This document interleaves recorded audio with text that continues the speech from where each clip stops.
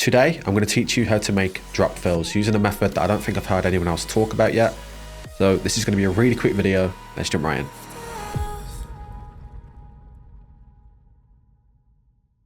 So this is what the full thing sounds like.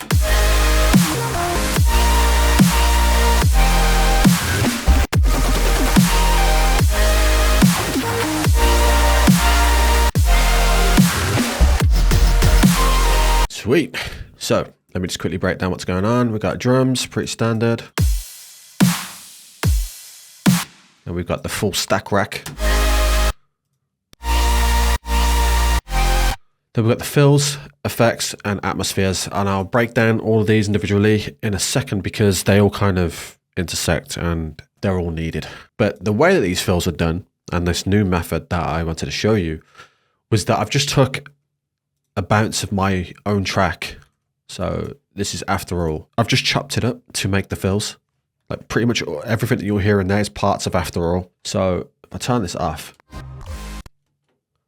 and that is just literally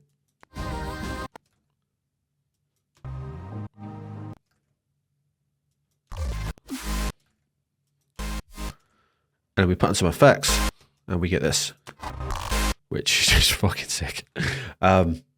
Right, this glitch plugin is being weird. It's coming out full screen, so that's the best I can show it you. But this is a case of me literally just like going through these presets here, and I landed on this Sad Carefree Freak Out one. Haven't changed anything about it, and it sounded like this. Let me turn some of this other. In fact, nothing else is on. It's just this glitch. All these other effects happen over here. So rather than me just creating another channel, I just duplicate the glitch, turn this one off, turn this one on, and we get this, which is pretty cool. And this, whatever this is, just the build up. And you put the glitch back on. Insane. And then we have this. So both glitches turn off, and then I turn on 3 ShaperBoxes. So ShaperBox 1. I don't even know what this part of the track is. The build up and the pre-drop. Yeah, insane. So in ShaperBox, what I like to do is come in here, and you can go through all these presets that kind of come loaded with ShaperBox. And again, this is me. I don't even think I changed anything. I think I was just flicking through presets. Came across this one, which I thought was just really cool. So then I've got this first ShaperBox. I put on, I've got a couple of things going here, right? So I've got a camera crusher and this raw preset. So even that on its own still sounded really cool, but it wasn't enough. So the camera crusher kind of brings it out a little bit. And then this does, just squashes it a little bit more. Yeah, nothing else going on there. And then I added another one. So I just created, I grouped the ShaperBox, put it in a chain. And then I duplicated it so that we've got this ShaperBox on top now. Bearing in mind the camera crusher and this raw thing are on all 3 ShaperBoxes, like they're attached to all of them because they're after the group, the kind of chains, if that makes sense. So like that camera crusher is and raw is affecting 1, 2, and 3. This ShaperBox, again, just I'm on chopping gate, found the 16th rhythm one. Thought it sounded pretty cool. And then we've got a third ShaperBox. Wow. 16th rhythm again, except this time I did come in here and I messed with some like the filtering and stuff because I wanted like a more lower end layer. So start combining them. Yeah, so that's that. But that on its own wasn't quite enough to fill it out. It's the main part of it. So then I added this. Same ShaperBox, we've got 2 of them again. This time we've got a raw on, just doing some distortion stuff. And then we have the crank that subtle panner, and it's just going like left and right. Without that. Then we pair that with that. Just gives us some nice width. And then I added a sub. I was lazy. I literally just typed in sub bass and just grabbed one that I'm in this note here is an F. So I just brought this F sharp in and I just pitched it down one. And then we have some more basses. Just some AU5 stabby bass stuff. And this. So this is pretty cool. That's how it sounds originally. Then we run it through a thermal. Honestly, guys, I swear to God, I'm just like presetting here. I'm just going to the presets. I don't even know where this one is. I think this is in, it's not in lo-fi, I don't think. It's in extreme. Yes, it's in extreme. Duh, it's got the white line there. Then we're running it through an EQ.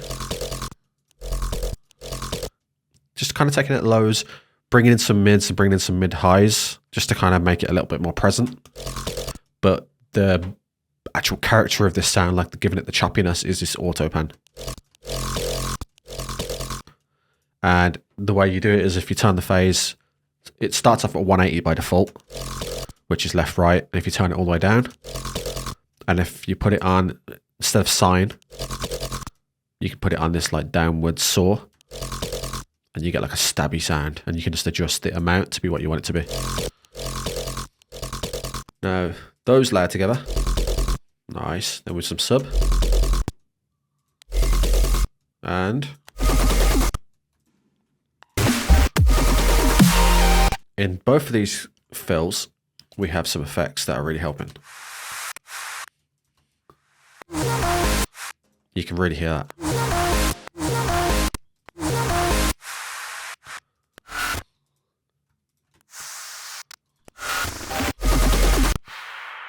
So I'm just like putting down sweeps in and just kind of reversing them into themselves during these gaps, just so that when everything drops out, we have something that kind of sucks you back in.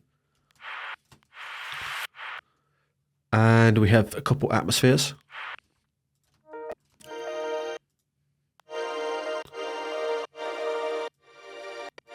And you'll see they're used in some of the fills as well.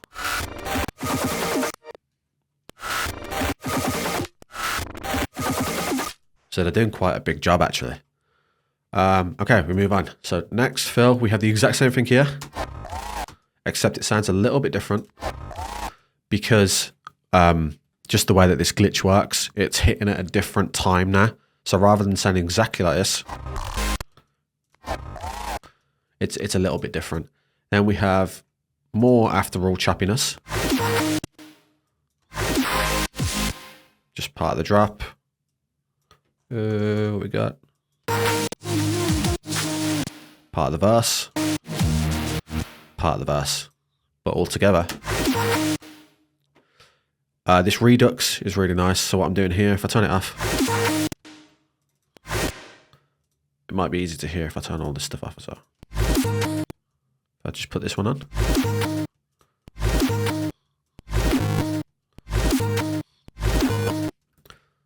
It gives you that kind of bit crush effect, which is really nice.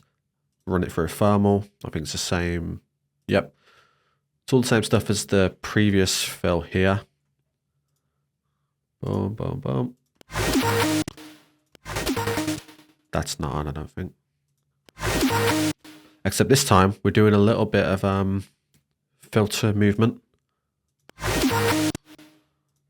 So without that, with just having an EQ move creates all that kind of character. Insane. Layered with that.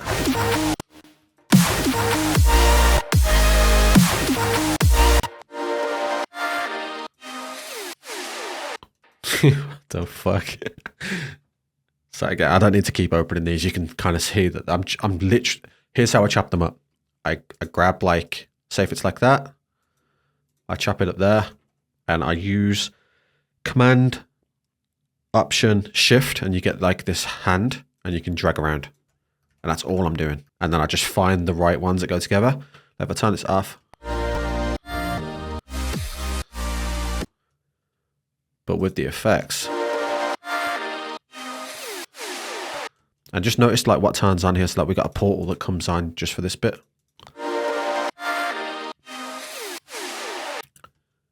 And again, I'm just presetting. I'm just going through, finding what sounds cool and bringing it on at the right moment. And look at the EQ movement as well.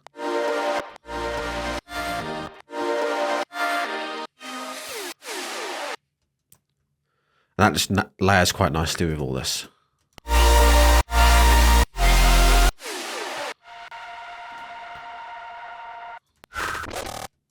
Again, same deal as this one. No, this one. But except it's happening at a different time, so the glitch is reacting differently. And then the last fill we have is this one, which I actually really like this one. So for this, I thought, I just wanted to put this strategy to the test. So I dragged in another one of my tracks called Unbroken. And this is what we've got here. Yeah, it's the chorus build, right?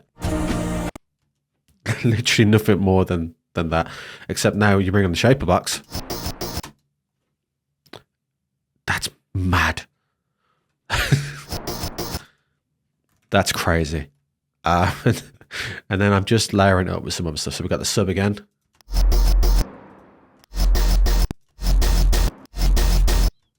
Right, so there's some cool stuff going on there. So we've got the sub. I've got a couple more AU5 stabby basses. Obviously, they're a little bit longer by nature, but I just bring them down. Bear in mind, I'm putting them in the key of what this should be. So this is an F. So I'm making sure that I find samples that are in F.